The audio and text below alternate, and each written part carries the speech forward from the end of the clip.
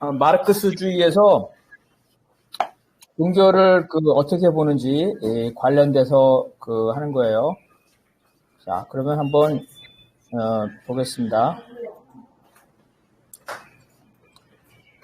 첫째, 요거를 우리 이한국 동지가 읽어봅시다. 첫째, 마르크스는 토테미즘, 즉 자연 종교에서 이데올로기로서의 종교론이 전환을 설명하는 맹화를 제도공합니다.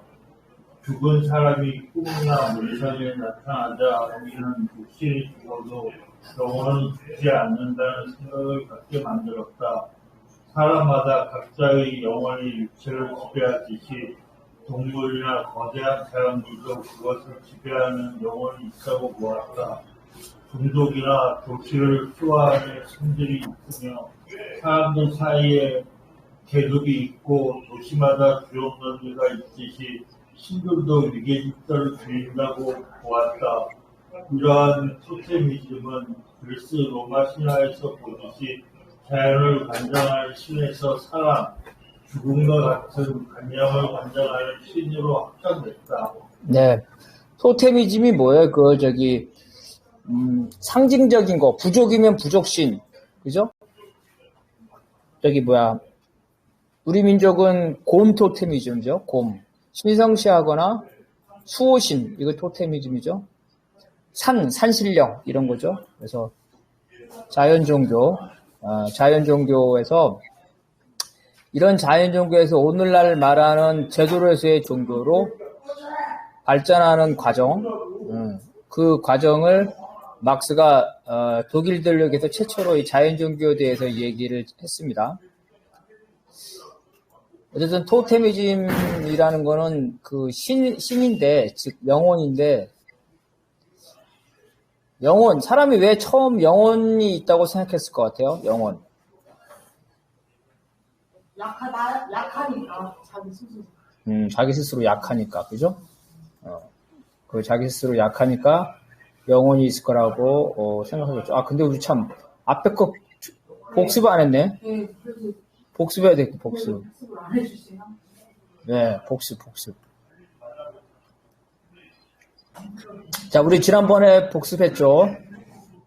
주제사상에서는 양질 전화의 법칙, 즉 양은 결합 구조와 구성 요소라 그랬죠. 그래서 구성 요소는 정신적인 힘, 물질적인 힘, 그 다음에 사회 결합력, 이 세 개를 생활력이라고 그랬어요. 생활력이요.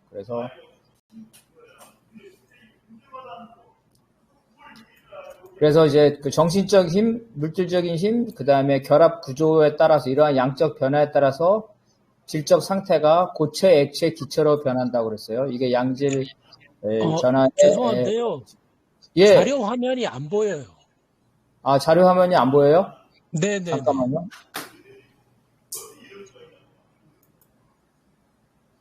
공유 중지.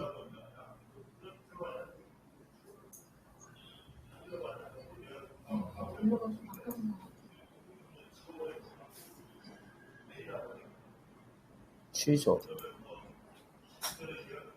다시 화면 공유.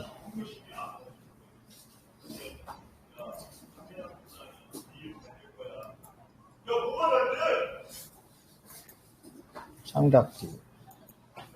한글 문서가 오류가 났나 봐요.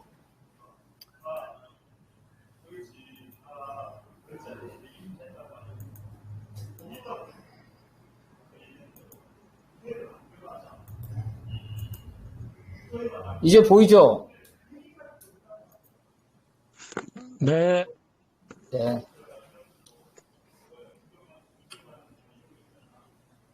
그래서 양적인 거 전체를 생활력이라고 그랬죠. 그래서 아까 말한 대로 양적인 거, 정신적인 거, 물질적인 거, 결합력은 다른 것과 결합하는 거, 사회적, 그죠? 사회 결합력, 사회 관계를 형성하는 힘, 이거를 말했고요. 그래서 이러한 이제 우리가 보통 말하는 생활력 하면은 보통 뭐라면, 뭐, 돈을 잘 번다? 자기 생활을 잘한다? 이렇게 하는데, 주체 철학에서 생활력은 양적인 것, 정신력, 물질적 힘, 육체적 힘이 되겠죠? 결합력이 높다는 거를 얘기를 한다 그랬어요. 그래서 이런 생활 능력이 발전한다는 거죠. 발전한다는 거는 자기의 장점을 긍정하고, 그 다음에 단점을 비판해서 새로운 걸 발견해서 개선과 혁신이라고 했습니다. 개선과 혁신. 그래서 어떤 주체는 인간, 사회, 자연이 있겠죠. 그래서 인간의 경우에는 아까 말한 대로 정신적인 거, 육체적인 거, 그리고 타인과 결합하는 능력. 사회성이 좋은 사람들이죠. 사회성이 좋은 사람들은 인간 능력이 더 뛰어납니다. 그래서 인간에 의해서 정신적 힘에서 제일 중요한 게 주체 철학에서는 사상이라고 말했고, 이렇게 되는 거고. 그 다음에 이제 사회라고 그런다면은, 먼저 물적인 거는 생산력이 되겠죠. 생산력. 그리고, 사회 결합력. 사회를 결합하는 건, 생산할 때 결합하는 거는 뭐 분업 관계가 될 수도 있을 거고, 사회 제도가 있을 거고, 그 다음에 정신적인 거는 그 사회의 이데올로기 같은 게 있겠죠. 이데올로기. 이런 것들이 있을 겁니다. 자연에서 그래서 물이라면은, 양적인 거는 응집력과, 그 분산력, 이런 게 내부적인 거고, 외부적인 거는 압력과 온도라는 거라고 그렇게 얘기했고요. 그래서 이러한 인간과 사회와 자연의 생활력이 발전하는 것, 즉 장점을 받아들이고 단점은 버리면서 다른 것의 장점을 받아온다. 그래서 그래서 인간 개조에서 제일 중요한 게 주체에서는 사상혁명 이렇게 하고, 사회 개조에서 사회에서 제일 중요한 건 문화혁명, 자연 개조에는 이제 기술혁명이죠. 생산성 이렇게 한다는 것입니다. 그리고 이제 그 사회적 존재에서 사람과 사람들이죠. 사람과 사회가 사회적 존재로서 유일한 것이다. 그리고 사람의 속성, 자주성, 의식성, 창조성은 지난번에 말한 것처럼 원숭이가 진화를 해서 하는 게 아니라 인간만이, 언어나 예술이나 체육, 인간만이 가지고 있는 속성이라는 걸 얘기를 했어요. 그래서 마르크스는 이제 물질의 선차성, 그래서 사회적 의식이 사회적 존재를 반영한다 그러는데, 문제는 사회적 존재와 사회적 의식이 달라지는 거. 즉 노동자임에도 자본가적인 의식을 갖고, 자본가임에도 노동자적인 의식. 막스, 레닌, 막스, 레닌, 그 다음에 카스트로, 이런 사람은 다 소부르주아죠. 부르주아 출신이요. 근데 부르주아 출신이면은, 사회적 존재가 부르주아니까 사회적 의식도 부르주아 의식이 되는, 그게 아니라 혁명적 의식, 노동자 농민의 편에 섰죠. 이런 문제가 있어요. 이런 문제를 마르크스에서는 이제 반작용이다 이렇게 하는데, 주체사상에서는 똑같은 사회적 존재를 가지고 있지만 사람들의 사회적 의식이 다른 거는 사상 때문에 그렇다랬죠. 사상 결정론을 얘기를 한다고 그랬어요. 하등 생명체는 물질적 조건에 조건 반사적으로 하죠. 조건 반사적으로. 근데 사람은 이 고도의 감각 기관을 가지고 있고, 그죠? 자의식이 있고 독립성이 있기 때문에 외부의 물적 조건을 그대로 수용하는 사람도 있지만 그거를 극복하려는 사람도 있어요. 그래서 내가 노동자다 그러면 어떤 사람은 내가 노동자로 사는 거를 만족해하는 사람이 있죠. 또 어떤 사람은 야, 내가 노동자가 아니라 나도 사장처럼 되고 싶다. 그래서 사장이 돼야겠다. 그래가지고 이제 돈을 벌어서 자영업을 하는 사람도 있고, 또 어떤 사람은 내가 노동자로서 착취받고 있으니까 우리 노동조합이나 아니면 사회주의 정당을 만들어서 이 자본가가 지배인 자본주의 사상을 타도해야 되겠다. 똑같은 노동자임에도 불구하고 이와 같이 서로 다른 생각을 가질 수가 있다는 거죠. 그거는 바로 인간은 하등 생명체가 아니라 최고의, 그죠? 최고의 고동 생명체로서 그러한 객관적 조건에 대해서 스스로 판단할 수 있죠. 그 생각을 할 수 있고, 그래서 순응하기도 하지만 거기에 저항하기도 하기 때문에 인간의 특징이라는 겁니다. 여기까지 간단하게 했고요. 많이 한 거니까 다시 돌아와서.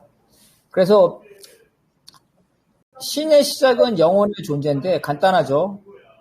아버지가 돌아가셨는데 꿈에서 아버지가 나타나요. 아버지는 저 무덤에 있는데 왜 아버지가 꿈에서 나타나지? 이렇게 생각을 하는 거죠. 그러면 아버지는 육신이 죽었어도 영혼은 있나 보다. 이렇게 주장을 하게 되는 겁니다. 그래서 최초의 이러한 영혼들. 잠깐 꾸벅 졸었는데, 예를 들어서 미국에 있는 아들이 보인다든지, 육신은 미국에 있는데 왜 아들이 보이지? 이렇게 생각한다는 거죠. 오늘날에는 그게 이제 꿈이라는 걸 알겠지만, 원시시대에는, 이게 육신과 달리 영혼이 따로 있나 보다. 이렇게 생각한다는 거죠. 그래서, 영혼이 있다고 봤죠. 처음에는, 죽은 아버지도 영혼이 있다고 보지만, 나중에는 이제, 사람뿐만 아니라 종족, 수호신이죠. 그 다음에 산에는 산신령이 있다고 생각하는 거죠. 그리스 로마 신화를 보면은 신화들 간의 주정관계가 있죠.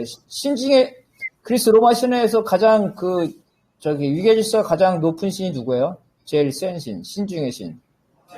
제우스. 그죠? 제우스. 그 다음 그 밑에 여러 가지 그 낮은 신들이 있죠. 심지어 신이 관념을 관장하는 사랑의 신, 큐피드 이런 거 있죠. 술 좋아하는 분들, 주신이 뭐예요? 술의 신. 바카스인가? 바카스일 것 같아. 술의 신. 이와 같이 관념을 관장하는 신이 있다는 거예요. 이렇게 영혼에서 각각의 모든 사물들은 거기에 해당되는 그 영혼을, 사람뿐만 아니라 영혼을 지인다고 생각하게 되죠. 그러면서 이제 수호신의 경우에 이제 자기보다 뛰어난 수호신이 있죠. 수호신은 마을을 지켜주죠. 신이 마을을 지켜주려면 반대급부를 줘야겠죠. 공짜가 없어. 인간 사회에서도 공짜가 없듯이 인간이 생각하기에 신에게도 공짜가 없다. 신에게 뭘 원하려면 나를 보호해달라. 우리 마을을 보호해달라 그러면 신에게 뭘 갖다 줘야죠. 희생양, 재물이 필요해요. 그래서 신이 원하는 걸 줘야 돼요. 자, 요거는 우리 박건영 동지 읽어봅시다. 인간이 신에게 원하는 것을 얻고자 하는데 그렇다면 인간도 신이 원하는 것을 주어야 한다. 신이 원하는 재물, 신이 원하는 행동이나 원칙은 신의 말씀이다. 신의 말씀은 개인과 가족의 소망, 인종과 공동체의 여망을 반영하기 때문에 종교는 공동체 종교이며 이는 민족 종교이다. 민족 종교가 민족의 여망이 아니라 인간 자체의 여망을 반영할 때 보편적인 인류 종교, 즉 세계 종교로 성장하였다. 따라서 세계 종교는 성, 존경, 종교를 살지 않으며 그 한도 내에서 인간의 방을 지향한다. 그래서 인간이 생각하고 인간들 사이의 관계도 이해관계로 움직이는데 인간이 신도 이해관계로 움직일 거라 생각하는 거죠. 그래서 신이 좋아하는 걸 줘야지 재물. 신이 하라는 대로 해야지. 그래서 신의 하라는 대로 하라는 거 신의 말씀이죠. 경전 이렇게 되는 거죠. 여러분 그 모세의 10계명이 알죠? 모세의 10계명에 나오는 거 도둑질하지 말라, 살인하지 말라 비슷하죠. 다른 단군 시대에도 다 그런 게 있는데 그게 사실은 어떤 걸까요? 모세의 10계명 말하면은 모세가 이스라엘 민족을 이끌고 이집트를 탈출하다가 어느 산에 올라가가지고 하나님이 10가지를 줬다 그러는데 사실이 하나님이 10가지를 지키라는 거죠. 질서 유지를 위해서. 남의 부인을 탐하지 말라, 도둑질하지 말라, 이런 거죠. 이런 것들이죠. 이런 것들은 사실은 신이 준 게 아니라 모세가 몇만 명에 되는 이스라엘인을 데리고 가나안, 팔레스타인 지역으로 다시 돌아가는 과정에서 그 무질서를 극복하기 위해서 질서가 필요하겠죠. 법을 만들어야죠, 법. 그런데 가장 좋은 건 뭐예요? 이게 하나님이 주신 법이다. 하나님의 법이다. 안 지키면 지옥 간다. 이게 제일 좋겠죠. 그래서 사실은 모세가 자기가 쓴 거를 신이 준 십계명이라고 얘기한 겁니다. 우리 천도교에 보면 동경대전이 있죠. 동경대전이 어떻게 나왔다 그래요? 최재훈가요? 교주가? 최재훈가 꿈에서 하늘님이라 그러구나. 하늘님이 어디를 파보라니까 그걸 파니까 동경대전이 나왔대요. 다 거짓말이죠. 지가 다 쓴 겁니다. 지가 쓰고 거기에 절대적인 권력을 위해서 하나님이 했던. 이걸 어떻게 알아요? 뒤에 나오는데 기독교 성경책을 보면 알아요. 기독교 성경책이 예수님의 제자가 12제자인가요? 그래서 어떤 제자는 지금의 어디로 갔어? 아프리카. 지금의 아프리카, 나이지리아, 케냐 이런 데로 가고 그 다음에 유럽으로도 로마로도 가고 아시아로도 갔어. 그래서 하나님의 한 말씀이 다 틀려. 모세가 하나님은 이렇게 말했다 그러는데 바울은 하나님은 또 저렇게 말했다. 근데 서로 아프리카의 성경과 아시아의 성경이 다르다면 문제가 안 되죠. 사람들을 검증할 수가 없었어. 근데 어떤 때 문제가 돼요?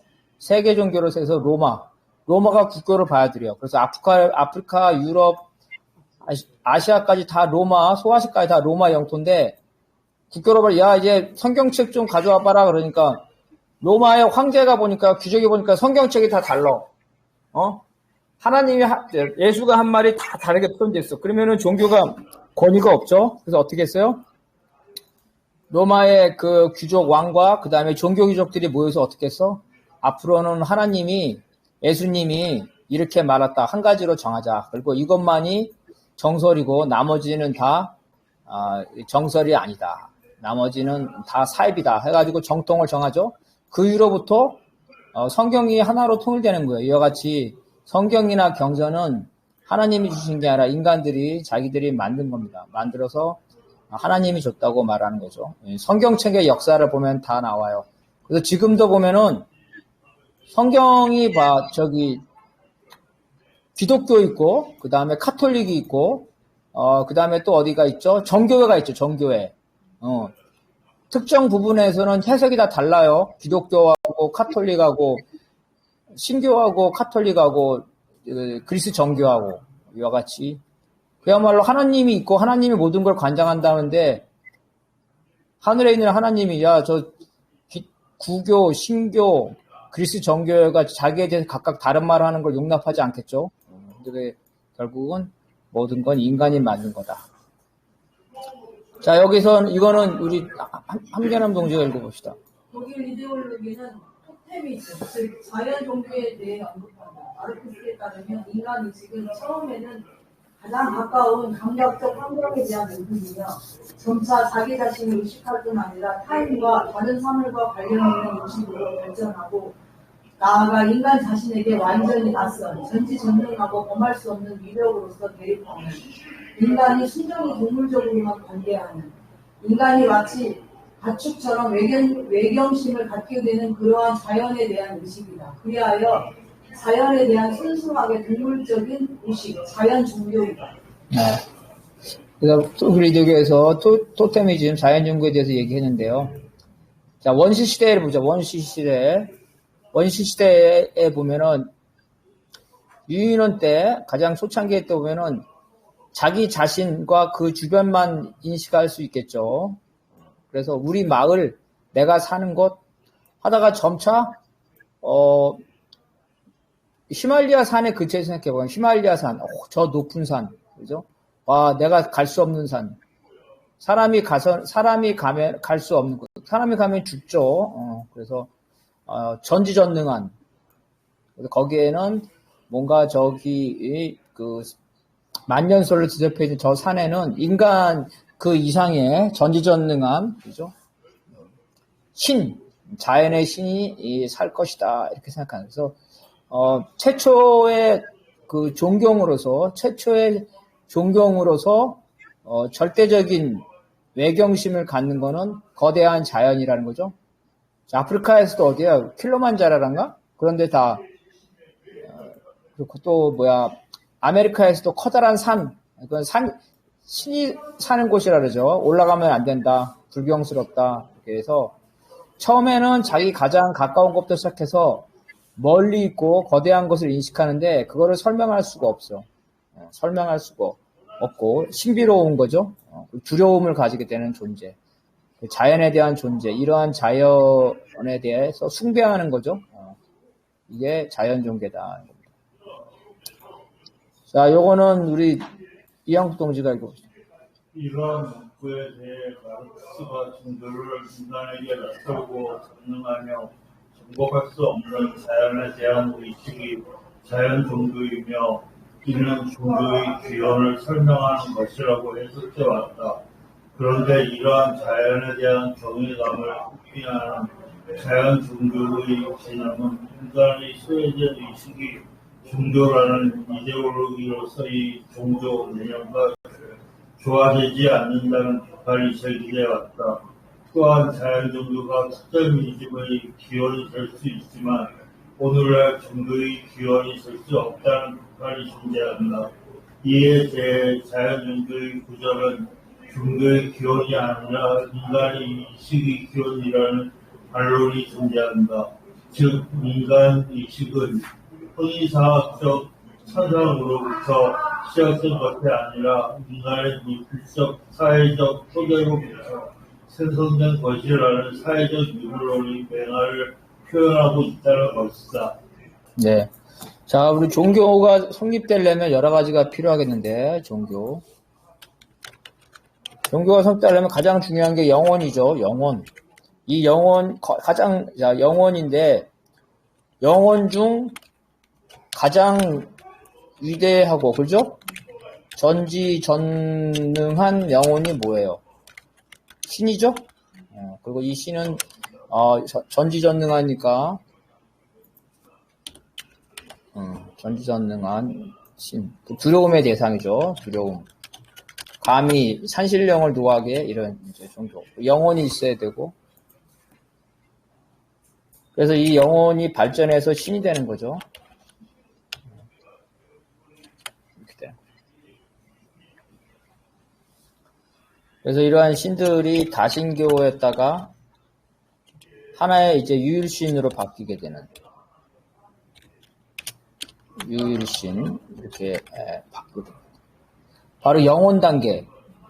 이 영혼 단계가 바로 토테미즘이라는 거예요. 토테미즘. 모든 사물은 자기의 영혼을 가지고 있어.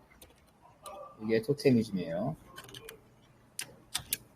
그래서 우리 자식이 죽으면 우리 자식 영혼이 천국 좋은 데 가라고 하고 이렇게 하죠. 그 다음에 산에는 산신령이 있고. 근데 이 영혼 중에서 자연 전체에 대한 자연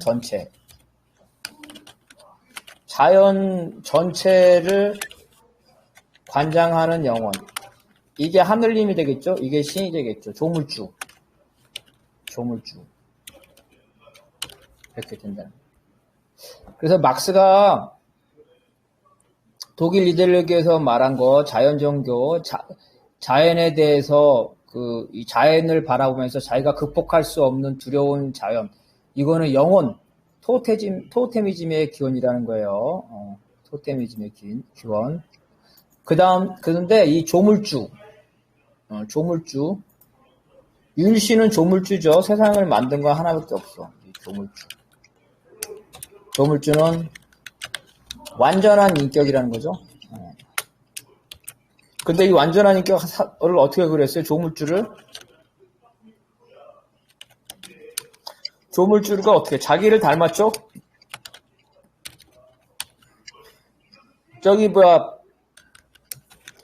교회 가면 하나님이 뭐예요? 돼지예요? 아니면은 뭐야? 에? 하나님이 돼지예요? 호랑이예요? 토끼예요? 교회에서. 얼굴은 안 나와 있고 예수님은 있어요. 예수님. 제가 잠깐 좀 이야기를 잠깐만. 아까 네. 제우스라고 했는데 그 그리스 로마에서의 신이 제우스고 실제 히브리즘에서는 하나님이고 헬레니즘 그러니까 이슬람에서는 마호메트 그렇게 되는 거가 그렇죠. 그때 제가 아까 했던 이야기는 좀 북한된 이제 그리스 로마. 그러니까 제가 그리스 로마에서 물어본 거니까. 그 나이인데 그렇게 하려면은 좀 그야말로 완전히. 자, 하나님 혹은 예수님 하나님 예수님을 인간으로 부르잖아요. 인간으로. 어떻게 됐냐면은요. 원래 유대교 유대교는 하나님을 형상하지 못해요. 하나님을 그리지 못한다. 마치 이제 유대교가 맞는 거예요. 감히 아니 내가 하나님이야. 근데 저 밑에 있는 놈들이 나를 그리는데 지를 닮게 그렸어. 저 인간 새끼들 버르장머리 드릴 게 없는 놈이네. 내가 니들을 만드는 내가 너하고 동급으로 그렸어? 하나님 얼마나 기분 나쁘겠어요. 그 유대교에서는 하나님을 형상화하지 못해요. 형상화를 금지합니다. 유대교에서는. 이게 맞죠. 절대적인 존재를 감히 자기를 닮았다고 그래? 언제부터 형상화한다 그랬어요? 그런데 게르만족, 야만족이죠? 야만족을 포교를 하는데 야 하나님을 믿으라니까 야 하나님이 어딨어 보여주세요 자꾸 그러는 거야. 이때부터 하나님을 그렸다는 거예요. 그죠? 그랬는데 그래서 어떻게 돼 있어요? 그러니까 유럽의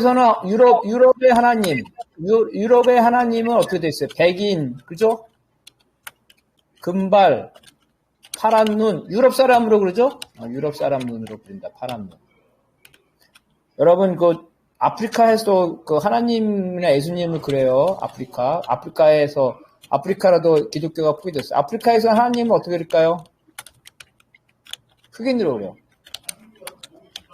흑인.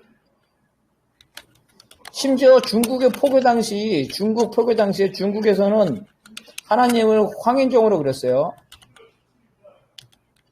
황인종. 우리 저기에서도 무슨 어디야? 우리 초창기에서도 한복 입고 삭가 쓰고 그렇게 그리지 않았나요? 우리도 처음에 기독교 들어올 때, 그렇게 그랬어. 무슨 말이냐면 자기를 닮았어. 하나님이 창조주 하나님이죠. 피창조물을 닮았다.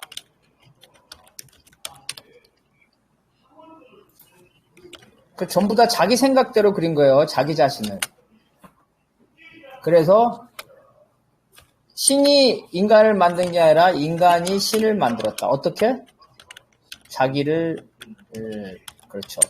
닮게.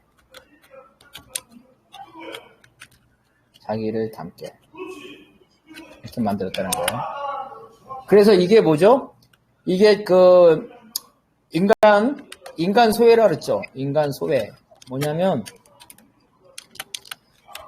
신은 실제로 완전한 인간이에요.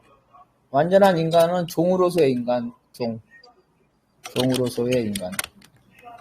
인간이라는 종은 죽어요, 안 죽어요? 안 죽죠. 인간이라는 종은 불멸하지. 인간이라는 종은 영원하죠, 영원. 그래서 사람이 영생이라는 의식이 생긴 거예요. 의식이 생기다. 왜 영생이라는 의식이 왜 생겼을까요? 간단해.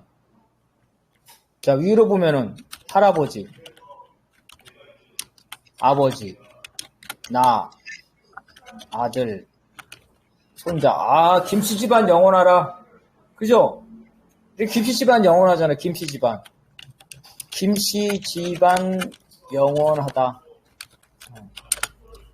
집단으로서 영원하다.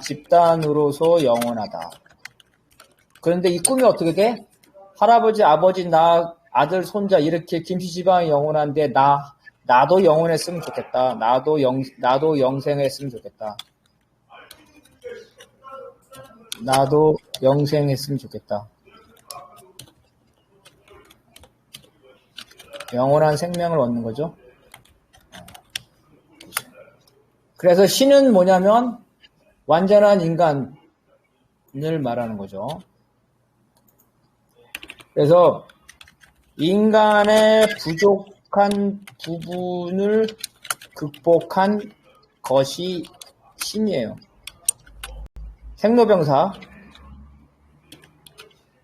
생로병사를 극복, 불안을 극복. 그래서 이게 인간 소예요. 다시 말해서 낮은 수준의 영혼은 토테미즘에서 나온 거지만 높은 수준의 신, 조물주, 이 조물주는 완전한 인간, 완전한 인간을 닮은 거죠. 이게 두 가지가 이렇게 됩니다. 그래서 영혼이 신으로 발전하는 거죠. 그래서 처음에 영혼은 모든 사물의 영혼이었고, 신은 인간, 그죠? 인간의 완전한 영혼. 그래서 이게 소외라는 거. 소외라는 거 뭐냐면, 신의 본질이 인간인데 그걸 깨닫지 못한다. 왜 소외라고 그러냐면, 신의 본질이 인간인데 이를 인식 못함. 인간과 신의 단절. 이게 이제 그 소외라는 거예요. 그래서 토테미즘은 영혼의 문제고, 그 다음에 유일신은 인간의 자기 소외 문제라는 거죠. 그래서 이 말이, 그래서 막스가 토테미즘에서 시작해서 종교로 발전한다는 거예요. 이게 사회적 유물론이죠. 사회적 유물론. 낮은 차원에서는 자연을 바라보면서 극복할 수 없는 토테미즘, 영혼을 생각하고, 높은 차원에서는 이 모든 자연을 만들어내는 하나의 것, 조물주. 근데 그 조물주는 사람을 닮았다 그러는 거죠. 사람을 닮았다. 지금도 유대교에서는 하나님을 형상화시키지 못하게 하고 있습니다. 하나님을 형상화시키지 못해요. 자, 요거는 우리 함견함 동지가 읽어봅시다. 토테미즘에서 종교로의 전환은 자연과 우주의 환경의 신비를 풀어주는 조물주에 대한 인식, 인간으로서 신의 형상화, 도리로서 경전, 신을 찬양하고 도리를 암송하고 제물을 바치는 의식, 성직자가 의식을 관장하는 성전이 구비되면서 완성했다. 토테미즘 단계에서는 모든 신들이 인간의 모습으로 나타나지 않는다. 심지어 유대교에서 보듯이 신을 인간의 모습으로 형상화하지 않는다. 신이 인간으로서 형상화된 것은 속세의 지배자를 신의 모습으로 형상화하려는 지배계고도 욕구의 표현이며, 인간의 자신의 나약함을 극복한 완전한 인간성으로 신을 인식하고 싶었기 때문이다. 중세 초기 기독교가 신을 인간의 모습으로 형상화한 것은 도리보다 신의 형상화가 표로에 직접적인 효과가 있었기 때문이다. 기독교와 예수의 발상지는 중동이었지만 금발의 백인 남성이 지배하는 로마 사회에서 유일신은 금발의 백인 남성이었고, 고대 기독교가 유입된 아프리카에서 신은 흑인이었고, 중국의 초기 기독교인들은 예수를 황인종으로 묘사했다.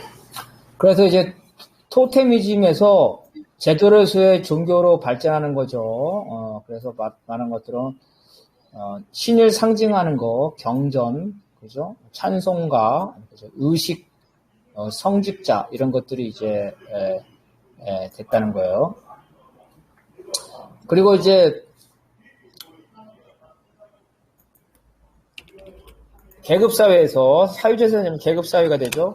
계급사회. 이 계급사회는 두 가지겠죠. 그래서 뭐 부족장과 같은 이런 속세적인 것도 있지만은 제사장, 그죠? 제사장과 같은 이런 종교 귀족이 있겠죠. 이것을 세속 귀족 혹은 종교 귀족 이렇게 되는데,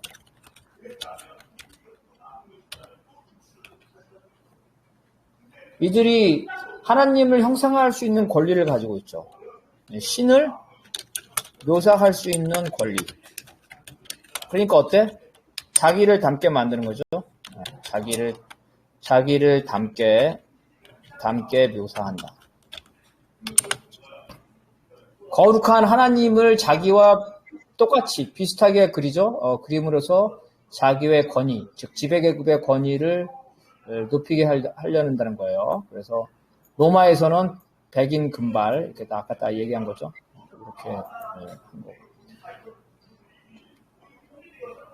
기독교가 예수님 중동이었는데, 지금 팔레스타인인데, 팔레스타인에 금발 백인 남성은 글쎄 팔레스타인에 있을 수도 있겠지만 거의 없지 않을까요? 중동인데. 그죠?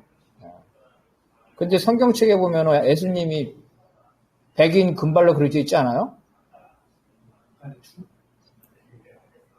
잘생긴. 그러니까 스타일은 그 유럽의 잘생긴데 실제로 금발보다도 중동 사람 얼굴이 갈색, 검갈색으로 표현됐어요. 만약에 그림이 있다면, 예수님의 그림이 있다면 그렇게 그 정도. 예수님.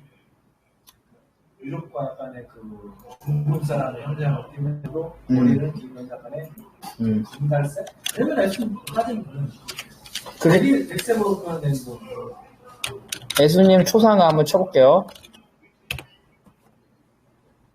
백인으로 나오잖아. 봐봤자 백인으로 나오잖아. 그렇잖아요. 맨 왼쪽에서 저게 지금 금발이 아니에요. 지금 저게 빛이 비쳐서 그런 거지. 빛이 비쳐서 그런 거야? 색같거나 검은색 같거나. 이게 유럽인처럼 보이지 않아요? 중동 사람하고 닮았다. 중동. 모르겠어요. 약간 어쨌든 자기를 닮게 그린다는 거예요. 신을 형상한다는 거는. 자, 이거는 우리 이영국 동지가 한번 읽어봅시다. 최초의 신은 인간으로서 형상화하는 인간의 언어에 대비되는 전능한 신의 언어를 상정하는 것이다. 신의 말씀은 신의 사명을 받았다는 선지자, 예수, 석가의 말씀으로 형상화되었다. 그들의 제자들이 이를 자신들이 알고 있는 신화 지식을 가미하여 시비화하였다. 이러한 경전은 인간에 의해 쏟는 것이나 그것이 신격화를 위하여 신의 말씀이나 경전의 형태로 메시아가 전수받았다고 생각하였다.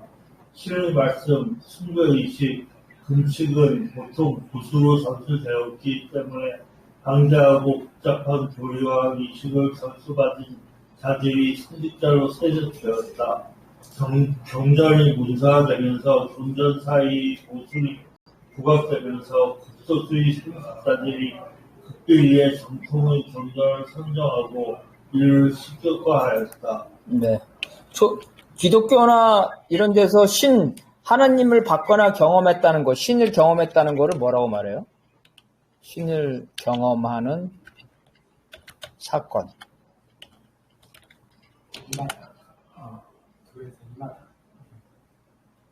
자, 신을 경험하는 사건, 다시 말해서 신을 형상화하는 거죠. 최초의 신을 경험하는 사건이 뭘까요? 하나님이 있어? 돌아가봐. 기독교나 유대교 한 2000년 전으로 돌아가봐요. 하나님이 있어? 너 하나님 있는지 어떻게 알아? 그러잖아. 그래서 기독교도 지금 제일 많이 쓰는데 어떻게 했다고 그래요? 하나님을 봤다는 마다 신의 목소리를 들었다 그랬죠? 하나님의 목소리를 들었어. 모세도 그래요. 모세도 감히 하나님이 쳐다보지 못하죠. 그죠? 절대 권력인 하나님을 똑바로 쳐다봐 건방진 놈. 그래서 고개를 숙이고 감히 하나님을 쳐다보지 못했는데 그 목소리가 천둥 같은 목소리가 들렸다 그랬잖아요. 목소리. 그래서 신의 첫 번째 형상화는 목소리예요. 목소리.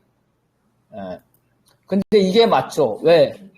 감히 신을 감히 그릴 수가 없겠죠. 대체 상상할 수 없는 신을 어떻게 그릴 수가 있냐는 거야. 근데 신이 있다는 걸 어떻게 입증해? 신의 목소리를 들었다. 그래서 대부분의 종교에서는 다 하나님을 봤다는 게 아니라 부처님이든 스님이든 신부든 목사든 대부분 신의 목소리를 들었다 그래. 맞아. 왜냐면 왜 봤단 말 안 할까요? 봤다 그러면 어떻게 생겼는지 물어보잖아. 대답하기 곤란하잖아. 이게 하나님의 얼굴을 본 사람이 없고 본 사람 뭐 죽는다 그렇게까지 했는데 그래서 본 사람이 없고 제일 만만한 게 언어예요, 언어. 그래서 구약성구에 태초에 뭐가 있었어? 태초에 뭐가 있다 그래? 말씀이 있었다 그러잖아. 말씀이 있었다. 아, 이게 하나님의 형상이야. 태초에 말씀이 있었다. 말씀이 있었다 그러잖아. 이게 태초에 하나님이에요. 근데 게르만족 애들은 무식해가지고 말씀이 있다가 말가시고 난다. 어떻게 생겼는지 가르쳐달라고 그랬나 보지? 그때부터 그림을 그리기 시작했다는 거예요. 그래서 말이 되게 중요해, 말. 하나님이 뭐라겠는데, 하나님이 이렇게 하라고 그랬어. 하나님이, 남의 여자를 탐하지 말라 그랬어. 하나님이 도둑질 하지 말라고 그랬어. 그래서 하나님의 말씀을 적은 거야. 이렇게 하는 거죠. 제자들도 뭐라 그래요? 부처도 마찬가지죠. 예수도 마찬가지. 다 제자들이 부처님이 가라사대, 예수님이 가라사대 다 이제 말하는 거잖아요. 그래서 말. 이 말의 최초의 형상하고 말이 엄청나게 중요해. 왜 말이 왜 중요했을까요? 말은 첫째 형상화 중 어때요? 가장 확실하죠. 가장 확실해. 말이니까 시각이잖아요. 확실한 청각에 의존하고 있고 그 다음에 어때요? 무식한 사람도 그죠? 글을 배우지 않은 사람, 무식한 사람도 다 들을 수가 있잖아. 들을 수 있다. 그래서 글보다는 말이에요. 글은 귀족이나 배운 사람의 것이죠. 그래서 말로 나타나는 거, 말로. 하나님의 말씀이 있었어. 그래서 그 글을 적을 뿐이에요. 그래서 신격화는 말씀부터 시작한 거예요. 말씀부터. 이제 말이 많죠? 하나님의 말씀이 엄청, 대부분 신약이 하나님 말씀 아니에요? 예수님의 말씀. 부처님의 말씀. 와, 말씀도 이렇게 많어. 예수님이 말이야, 실제로는 3년이라고 그러지 않았어요? 활동한 게? 엄청나게 많어. 그리고, 제사를 지낼 때 규칙이 있죠. 여러분, 제사 지내는 사람, 이 3명 중에, 제사 지내는 사람 없어요? 집에? 그 규칙 다 알아요? 음식을 놓고 절 뭐 하고? 집에 하는 제사도 복잡한데, 신을 하는 건 엄청나게 복잡하겠죠? 복잡. 그래서 이거를 할 수 있는 사람, 직업화 된다는 건 직업화. 첫 번째는, 글이 없을 때는 말로 구두로 전수되니까, 지 아들한테 주겠죠. 이렇게 좋은 직업. 그죠? 평생 남 삥 뜯고 사는 직업이 너무나 좋잖아. 그걸 누구한테 줘, 이 좋은 직업. 그리고 날마다 말로 해서 그걸 암기시켜야 되는데. 그래서 성직자로 세습이 되는 거죠. 말로. 그러다가 문서로 되죠. 경전으로 돼. 경전으로 되면서 결국은 경전을 많이 공부하고 애우는 사람. 이렇게 되는 거죠. 그래서 이 경전이 되면서 어떤 문제가 생겼냐면, 말로 전할 때는 크로스 체킹. 서로 비교가 어때요? 서로 비교하는 것이 쉬웠겠어요? 쉽지 않겠어요? 어렵죠. 말하면 다 날아가잖아. 야, 하나님이 있잖아. 하나님이 사실은 33살에 돌아가셨어. 이렇게 말, 저쪽에 그럼 그 말 날아가죠. 근데 저쪽에 가서는 다른 제자가 하나님은 사실 33살이 아니라 34살에 돌아가셨어. 말은 다 날아가. 그런데, 글로. 그죠? 글로 쓰면 어떻게 돼? 글로 쓰면 서로 모순되는 게 드러나죠. 모순되는 것이 드러난다. 예수님이 30년, 3년에 하나님에 대한 예수님. 드러나죠? 이 모순이 드러나니까 글로 되면 어때? 이걸 단일화 시켜야 되겠죠. 통일. 그래서 경전이 통일되는 거예요. 뒤에 우리 나올 건데, 신약에서 나오는데, 하나님이 어릴 때, 소년기부터 30살까지 신약의 내용이 없어요. 그때 뭐 했는지. 에? 실종됐어. 없어. 하나님이. 예수님이 소년 때부터 12살인가부터 30살까지 돌아올 때까지 그 내용이 없어요. 신약에. 그런, 물을 포도를 만든다거나 응. 부분적으로 있어요. 근데 과거, 뭐 지금, 옛날 수백 년 된 옛날이죠. 옛날 성경에는 이야기가 있대요. 형제도 있다. 응? 형제도 있었다. 그리고 몇 가지 얘기가, 에피소드가 있다는 거야. 근데 성경 측에서 공식적으로 다 지웠답니다. 왜? 신격성 때문에. 별로 어릴 때 신격적인 게 안 나타났나 봐. 신격성 때문에. 그러니까 하나님도 30살까지 막말로 어릴 때 쌈도 하고, 예수님, 어릴 때 쌈도 하고, 도둑질도 하고, 배우도 고프다, 온갖 인간다운 걸 다 겪었을 텐데, 그런 게 없어요. 사라졌어. 왜냐면 신격화하기 때문에. 그래서 이런 것들이 이 신격화가 됐다는 거예요. 자, 알아. 비번 알아. 자, 요거는 우리 또 이영통조 읽어봅시다. 신을 숭배하는 장소, 직업적인 풍습자인 식을 해결하기 위한 숭배의 생겨났으며 신, 경전, 성전을 종교라는 제도를 만들었다. 그리스와 로마의 신들에서 보듯이 신들의 모습은 숭배하는 인간의 모습을 제한한 것에 불과하였다.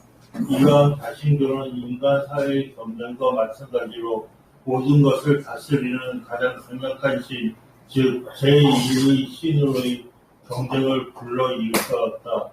결국 모든 것을 창조하고 다스리는 유일신에 이르렀다. 소크라테스에 의하면 유일신만이 진정한 신이다. 이 유일신은 세계를 지배하는 유일원가, 즉 제국의 국어가 됨으로써 세계 종교와 신분 종교의 지위를 획득했다. 네. 그리스 로마 신화 보면 잘 나오는데 이게 신화인지 인간들의 얘기인지 다 보셨죠?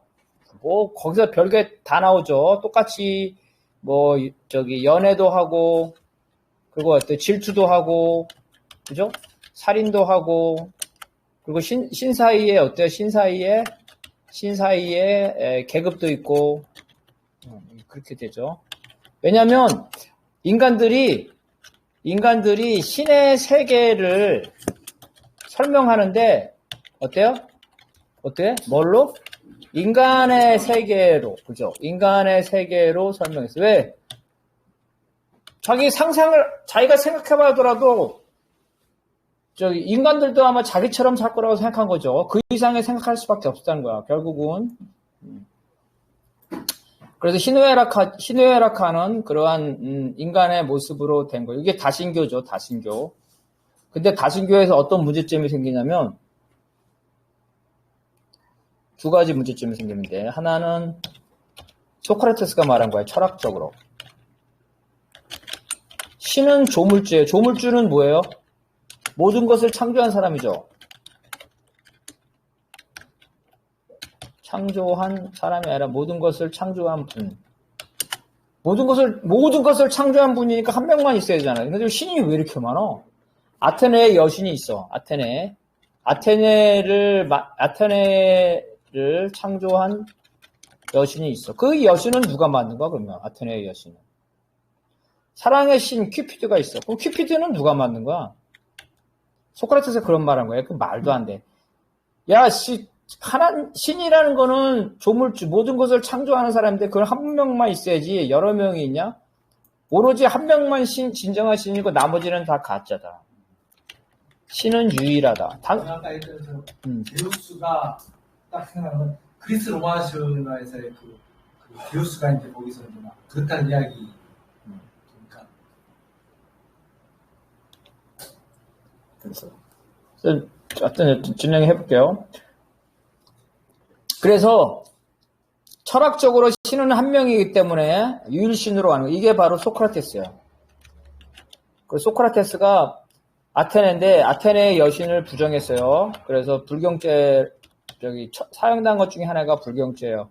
소크라테스의 말은 아테네가 여신이 만들었어? 그럼 여신은 누가 만들었는데? 이렇게 질문한 거야. 그럼 여신을 만든 신이 있겠네? 그러면 그게 무슨 여신이야? 신이 누구한테 피창조주를 했잖아. 신이라는 건 창조주인데, 아테네의 여신은 또 누가 만들었을까 말도 안 되네. 그러니까 그 아테네의 여신은 신이 아니야. 이런 식으로 얘기한 거예요. 두 번째는 철학적인 게 아니라, 두 번째는 계급적인 건데, 자, 갑돌이 마을의 수호신은, 뭐라 그럴까? 늑대라고 합시다. 늑대. 근데 철수 마을의 수호신은 호랑이라고 합시다. 그래서 이제 서로 각자 신이라겠어. 그런데 막 두 마을이 전쟁을 해서 뭐 갑돌이 마을이 이겼다고 씁시다. 그러면 승리한 갑돌이 마을이 철수 마을에게 자신의 신을 받아들이라 하겠죠.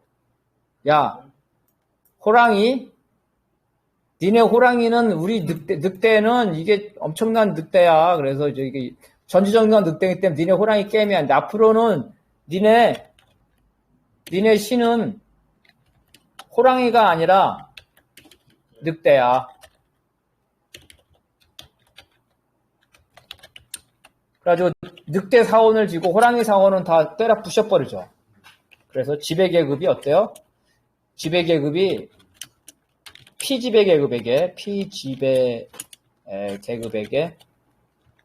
자신의 신을 강요하죠. 1차 때 백인 놈들이 와가지고 하나님 다 하잖아. 필리핀 가가지고 다 하고 아메리카 가서 다 하고. 그래서 신들 간에 경쟁이 일어나는 계급적 경쟁.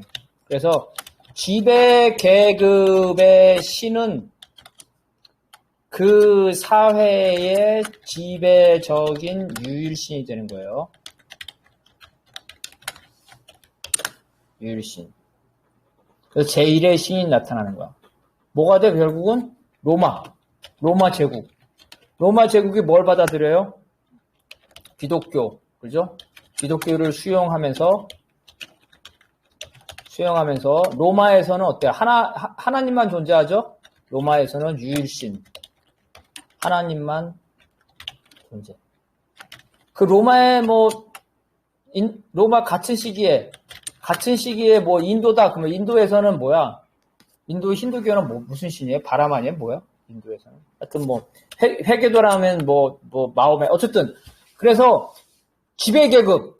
승리한 사회는 피지배계급이나 패배한 사회에게 자기의 신을 강요하죠. 2차돈. 2차돈이 목을 치니까 무슨 피가 나왔대요? 하얀 피. 뭐예요? 그래서 불교를 그죠? 불교를 받아들이죠. 받아들이면서 어떻게 돼요? 부족신들, 그죠? 부족신들을 폐기시키죠. 왕이 이제 부족국가예요. 부족국가야 지금 부족국가. 부족국가에서는 다신교겠죠? 그래서 김씨왕 신도 있고 이씨 부족장 신도 이렇게 신들이 엄청나게 많아. 그래서 김씨왕이 다스리기 힘들어. 왜냐면 야, 너 이씨야 내 말 좀 들으니까 우리도 신의 자식이야. 우리도 신의 자식인데 왜 그러는 거야? 그래서 우리는 각각의 다 신이 있어. 이렇게 되는 거죠. 그러니까 어떻게 돼? 그러면 왕의 신을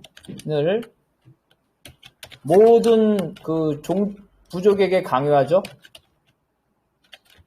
되게 강요하는 거야. 그래서 모든 부족 신을 그죠? 압도하는 신. 어떤 신이야? 제국의 신. 제국은 어디야? 중국. 그죠? 야, 중국이라는 엄청나게 큰 나라는 있잖아. 이런 부처님이라는 신을 모신대. 이게 진짜 신이야. 우리가 그 신을 받아들이자. 그리고 우리 왕은 그 신을 받을 거야. 우리 김씨 왕조의 신을 할 거야. 그러면서 니네들은 다 잡신이야. 부족신을 다 없애버리죠. 부족신들을 폐기해. 그래서 왕권 강화에 사용하는 거죠. 2차돈의 순교는 어때요? 왕권 강화에 복무하죠. 왕권 강화라는 건 결국 유일신이죠. 유일신. 그래서 유일신이 나타나는 과정이 두 개예요. 하나는 소크라테스처럼 모든 것을 창조한 신은 한 명밖에 없다. 그래서 그게 유일신이다. 그래서 소크라테스의 철학이 기독교 철학으로 갑니다. 소크라테스의 철학을 기독교 초기 철학으로 가요. 두 번째는 모든 신들 중에 가장 강력한 신, 그죠? 가장 강력한 부족의 신이 세계신이 되는 거죠. 그래서 어때요? 지금에서는 어때요? 옛날에는 문명이 서로 충돌하지 않을 때는 각자 부처님이나 뭐 하나님이나 마호멧을 자기 그 유일한 신이라고 생각했잖아요. 근데 지금 문명이 충돌하잖아요. 그러니까 어때요? 기독교는 자기네 기독교, 그죠? 하나님이 유일신이라고 그러고, 이슬람에서는 신을 뭐라고 그러지? 마호멧은 선지자고. 알라. 그치? 이슬람에서는 알라가 유일신이라고 그러고, 그 다음에 뭐, 불교에서는 뭐, 부처님이, 뭐, 유일신은 아니죠. 어쨌든 부처님이 최고, 이런 식으로 되는 거죠? 신들의 경쟁이 생기는 거예요. 유일신으로의 경쟁이 생기게 되면서, 이 세계 종교가 되는 거예요. 그런데 이 종교 과정을 보게 되면 봐봐요. 잘 봐봐요. 부족신. 그죠? 각각 부족마다, 유대교도 이슬람도 다 부족마다 신이 있었어요. 심지어, 자, 부족신 전에 뭐가 있었냐면 가족신이 있어요. 가족. 집안마다 신이 있죠? 여러분 제사 지내잖아요. 그 신지지 뭐야. 아, 우리 조상님 묘를 잘 써가지고 우리가 이렇게 잘 되는 거야. 조상님 제사를 제대로 안 지켜가지고 나쁜 일이 가족신, 그죠? 가족마다 신이 다 있었어. 근데 어때? 부족이 되면서 이 가족신이 쇠퇴하죠? 가족마다 신을 하는 거를 용납하지 않아요. 부족장이. 야, 부족신이 있어. 이 부족신만 하고 가족신은 다 사당 같은 거 다 없애버려. 이렇게 되는 거죠. 그 부족신은 당연히 가장 힘이 센 가족의 신이겠죠. 그리고 이 부족신들이 되게 많은데 이제 국가신, 민족신이 되겠죠. 민족신. 다양한 부족신들 또 쇠퇴되겠죠. 그래서 다양한 민족신들이 있는데 이 경쟁을 통해서 쇠퇴되면서 유일신으로 가는 거죠. 유일신. 그래서 오늘날 이렇게 유일신이 되는 거예요. 그러면은 유대교는 민족신이에요. 기독교는 세계적인 유일신.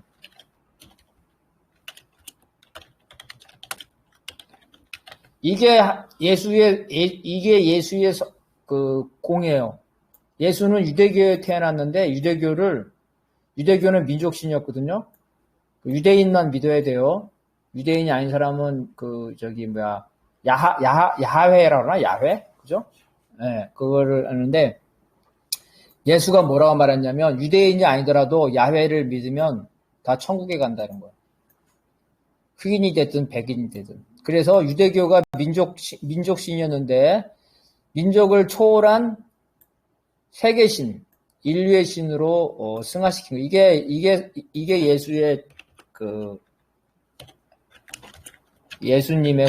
예수의 공과예요. 유대교에서는 예수를 어떻게 생각할까요?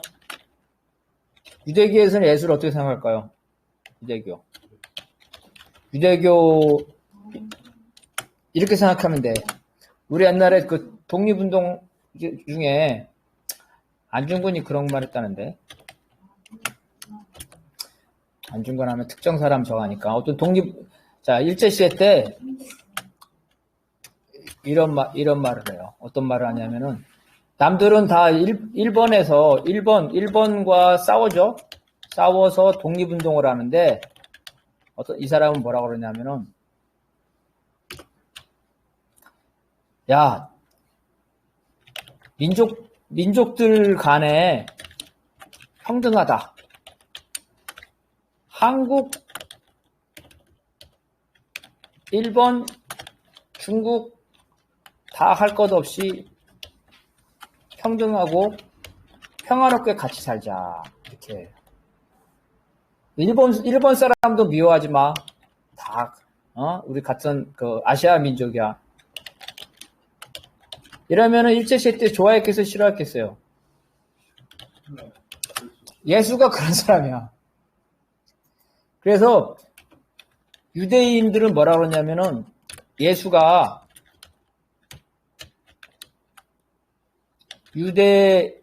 유대인을 로마로부터 해방시키는 장군님이라고 생각해요. 장군님. 거기서 장군님은 진짜 장군님이에요. 전쟁을 통해서. 근데 이 예수가 하는 말이 원수도 사랑하라. 원수도 사랑하라. 그리고 이스라엘 민족뿐만 아니라 누구도 전부 다 하나님의 자식이고. 그래서 유대교에서는 예수를 배신자로 해요. 배신자. 유대교에서는 예수가 배신자. 그래서 실제로 배신을 해요. 예수의 제자들이. 예수 사후에 논쟁이 생겼어요. 어떤 논쟁이 생겼냐면 예수 사후에 로마가 예루살렘을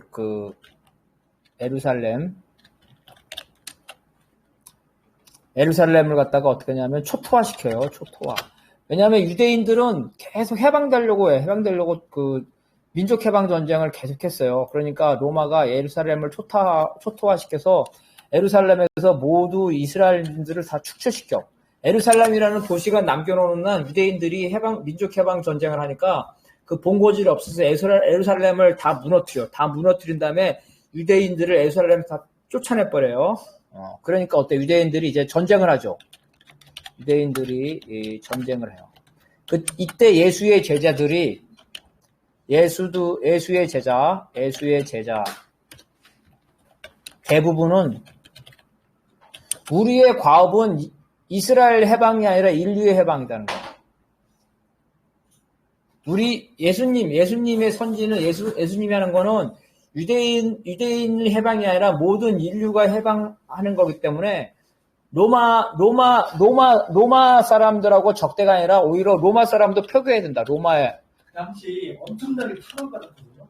네. 박해받고 해가지고 실제 이제 이 사람들도 300년 전에 콘스탄티누스 됐을 때 공유박해는 엄청나게 탄압받았잖아요. 그러니까 아까 말한 것처럼 대부분 거기 막 축출됐던 이렇게 전쟁이 있었을 것이고, 그리고 제가 이제 요즘 뭘 느꼈냐면은 요즘에 이제 서울 와서 요즘에 보면 예수님이 진짜 예루살렘에 들어간 것 자체가 그게 바로 그게 어떠냐면은 당시 이제 이미 갈릴리에서는 예수님의 로마 지역에서 알아서 그 갈릴리 사람들을 죽이고 있었고, 로마 그 사람 예수를 구해하는 곳에서 그 당시 예수님은 자기 목숨이 경력에 달렸다는 알았고, 그랬음에도 불구하고 예루살렘에 들어갔으면 죽을 수 있다 가능성이 많다. 초용화천이 있었던 거고, 그럼에도 불구하고 들어갔던 거예요. 그렇기 때문에 절대 제가 봐서는 우리에서 방식으로서 무기를 들는 전쟁과 분명히 내가 들어가서 죽을 수 있습니다. 그러니까 그렇죠. 유대인들은 그래서 예수가 뛰어난 선지자이기 때문에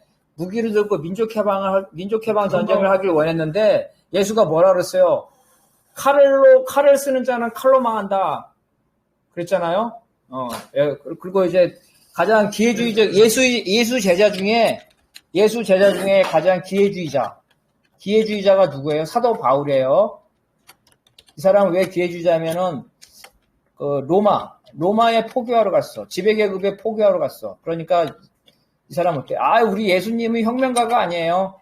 이스라엘 유대인도 사랑하고 로마인도 사랑하고 하나님만 믿으면 다 같은 우리 형제자매예요. 이랬어. 그래서 얘가 한 말이 뭐냐면 성경책에 나오죠. 하나님의 것은 하나님에게, 그리고 시저의 것은 시저에게. 시저의 것은 시저. 무슨 말이에요? 정교 분리. 시저에게. 정교 분리. 예수님은 정치에 관여하지 않는다. 정치에 비관여. 예수님이 무슨 이스라엘 민족 해방운동 그런 거 안 한다. 이렇게 되는 거예요. 그래서 유대교에서는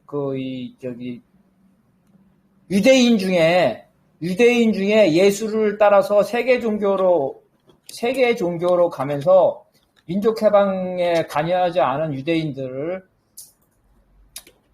배신자라고 하죠. 그래서 유대교하고 기독교하고 사이가 안 좋은 겁니다. 그래서 사실 교회에서 예수님은 때로는 교회 다니는 사람들 부담스러워요. 그렇게 어려운 길이기 때문에. 진짜 교회 사람들이 예수님이나 하나님 이야기라고 막 예수님을 멀리하고 십자가를 멀리하고 싶을 정도로 예수님의 삶은 고통의 삶이고 진짜 어려운 삶입니다.